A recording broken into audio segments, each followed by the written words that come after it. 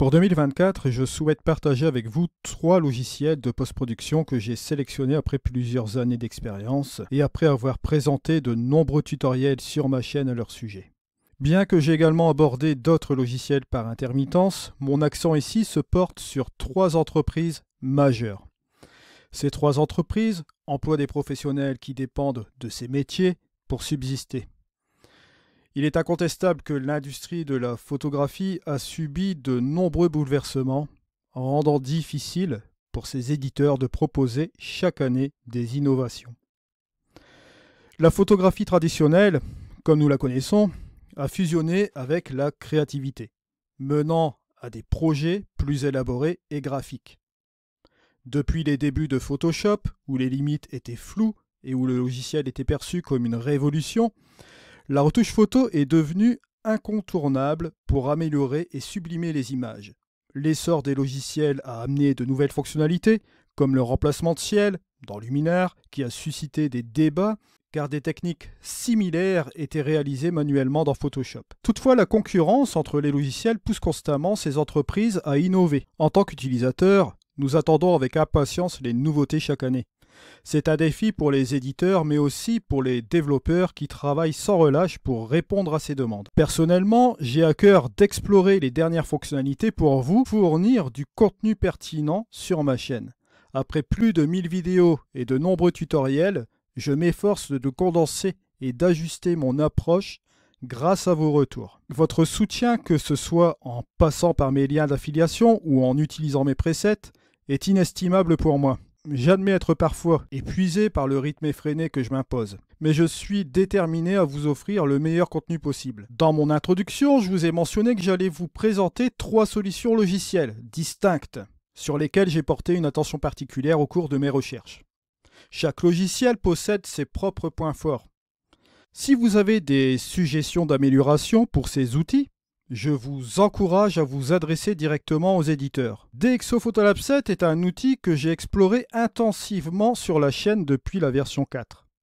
Le progrès qu'il a montré en termes de traitement photographique est exceptionnel. Effectivement, DxO Photolab 7 s'efforce de fusionner l'essence de la photographie argentique avec les avantages du numérique. La créativité est au cœur du logiciel, en particulier avec des extensions comme la Nik Collection, Filmpak 7 et Viewpoint 4. Son débruitage basé sur l'intelligence artificielle est parmi les meilleurs. Avec des fonctionnalités comme les points de contrôle, la color wheel et plus encore, DxO Photolab 7 est un plaisir pour le post-traitement. Un point fort notable de DxO est sa méthodologie unique. DxO ne se contente pas de créer un logiciel, il teste rigoureusement votre matériel photographique. Chaque combinaison d'appareils et d'objectifs est examinée pour détecter des défauts optiques et autres. Les informations recueillies sont ensuite utilisées pour améliorer automatiquement vos photos dans Photolab. DxO Photolab va au-delà de la simple correction. Il analyse chaque image individuellement et détermine les ajustements nécessaires pour obtenir le meilleur rendu possible. Les corrections automatiques inclut la correction des défauts optiques, la gestion des hautes lumières, la réduction du bruit, l'amélioration du contraste et de la luminosité, et bien plus encore. Si vous êtes à la recherche d'une alternative pour pré-traiter vos fichiers, PureRAW 3 pourrait être la solution. Vous pourriez ainsi profiter d'un fichier DNG linéaire, prêt pour votre logiciel de post-production préféré. En somme, DxO Photolab 7 est une combinaison d'expertise technique et de capacité de post-traitement. Ces automatismes, couplés à la possibilité de peaufiner les résultats, en font un outil incontournable pour les photographes souhaitant tirer le meilleur parti de leur image. On va passer maintenant au second logiciel, qui est ON1 PhotoRAW 2024. Alors pour ce faire, je l'ai nommé l'évolution de la retouche photo avec intelligence artificielle. Car effectivement, souvenez-vous, en 2022, j'avais décrit ON1 PhotoRAW comme l'outil incontournable en matière de logiciel de retouche photo, couvrant toutes les facettes de la post-production, qu'elles soient traditionnelles ou innovantes. Il offre une gamme complète de fonctionnalités notamment les calques, le HDR, le focus stacking, le blending, les masques de luminosité, on en a parlé souvent ici, et les ajustements locaux.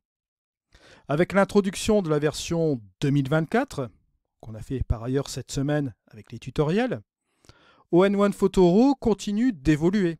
Bien qu'il intègre désormais des capacités d'intelligence artificielle, il conserve l'essence de la retouche manuelle, évitant une dépendance excessive aux automatismes. Voici un aperçu des principales fonctionnalités d'ON1 Photoro 2024. Et là, je vais vous présenter les deux versions. ON1 Photoro 2024, la simple que l'on connaît habituelle. L'interface utilisateur, elle est devenue plus simple, claire et fluide. Brigance AI, des ajustements colorimétriques et tonaux propulsés par l'intelligence artificielle qui respecte la vision de l'artiste. Nonoise AI et retouche portrait, des corrections automatiques pour des résultats optimaux. Ajustements locaux, les ajustements locaux donc, une précision accrue pour des éléments spécifiques comme le ciel ou la végétation. Le traitement par l'eau via Brigance AI, vous l'avez vu cette semaine, on l'a traité dans un tutoriel, pour une préparation plus efficace des photos.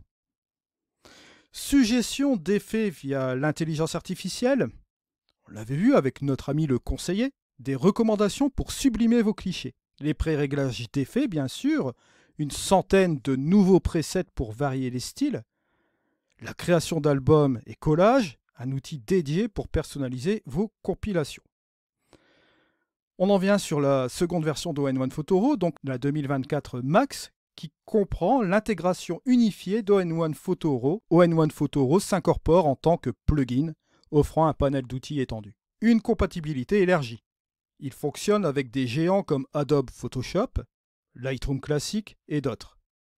L'espace cloud, parce qu'effectivement là ici vous avez un espace cloud, un stockage de 200 Go offert pour 1 an. Multiple activation jusqu'à 3 pour une utilisation polyvalente. Et enfin, on arrive sur le dernier logiciel que je vous préconise pour 2024, et vous l'avez compris, il s'agit de Luminar Neo. Je l'ai intitulé pour ce faire, pour ceux qui m'ont suivi sur la chaîne, vous allez reconnaître un peu l'intégralité de ce titre, Luminar Neo, l'hybride de la retouche photo.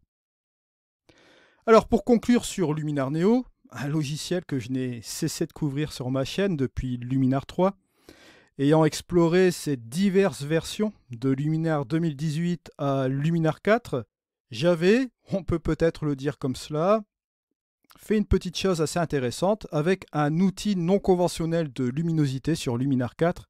Il s'agissait de Likelite, pour ceux qui s'en souviennent. C'est encore sur mon site internet. C'était une sorte de panel de luminosité.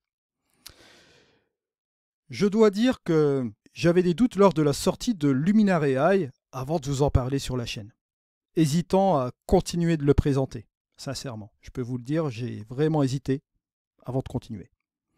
Cependant, face à l'engouement de ma communauté YouTube, donc vous bien sûr, vous en doutez bien, et aux innovations apportées par le développeur, j'ai communiqué avec de nombreux emails, j'ai eu de nombreux échanges, croyez-moi, j'ai persévéré pour proposer des tutoriels. Et finalement, ça s'est plutôt bien passé, on l'a vu ensemble. Par contre, avec Luminar Neo, tout a changé. Skylum semble avoir trouvé une stabilité en ne modifiant plus son concept de base. Enfin. Les fonctionnalités basées sur l'intelligence artificielle offrent un gain de temps appréciable. Les curseurs peuvent remplacer de nombreux calques, rendant l'édition plus fluide. Il y a une amélioration, on ne va pas se le cacher. De plus, l'utilisation de presets, au passage que je crée régulièrement pour la place de marché, offre un excellent point de départ pour la retouche. Sans oublier les extensions, le Creative Pass et les mises à jour régulières.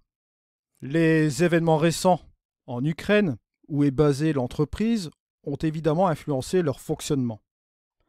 Skylum, la force motrice derrière Luminar Neo, a intégré de nouvelles technologies d'intelligence artificielle à son logiciel, simplifiant ainsi la post-production pour les photographes. En plus des innovations apportées à Luminar Neo, Skylum a également introduit et prévoit de lancer une série de nouveautés dans le cadre du Creative Pass ou de l'abonnement. On en a parlé récemment avec notamment Generate, l'outil qui élimine et qui remplace habilement les distractions. On en est au premier coup d'essai. On va voir dans les prochaines mises à jour comment cela va agir. N'oubliez pas qu'au mois de novembre, là je vous l'annonce aujourd'hui, nous allons avoir le Scene Expand qui va élargir les photos pour une meilleure perspective. Et le Scene Swap, je pense que ça viendra le mois de décembre.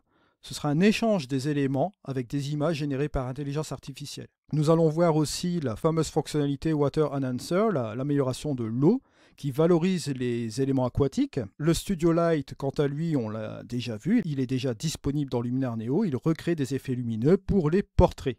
Néon et Glow, on l'a vu ensemble, cela intègre des effets lumineux. Et comme vous le savez déjà, en outre, Skylum mettra à jour l'interface de Luminar Neo pour une meilleure expérience utilisateur. On en arrive donc à notre conclusion, et pour résumer, on va dire que DxO Photolab 7, ON1 Photoro 2024 et Luminar Neo sont trois logiciels majeurs qui ont suivi le rythme des innovations et ont répondu aux attentes des photographes.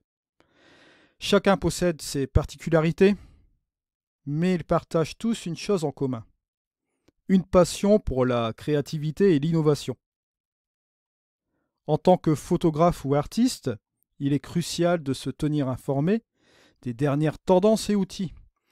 Je vous encourage à essayer ces logiciels, à explorer leurs capacités et à trouver celui qui répond le mieux à vos besoins. Merci de m'avoir écouté et à bientôt pour de nouvelles aventures photographiques. Ainsi se termine cette présentation sur les logiciels de post-production que je vous préconise pour 2024. Ce sera le gros noyau, on va dire, des tutoriels sur cette chaîne pour 2024, d'accord, pour l'année prochaine et à partir de la fin de cette année, donc à partir de maintenant, le mois de novembre. Je tenais à vous dire encore à la communauté un très très grand merci pour me suivre sur la chaîne YouTube.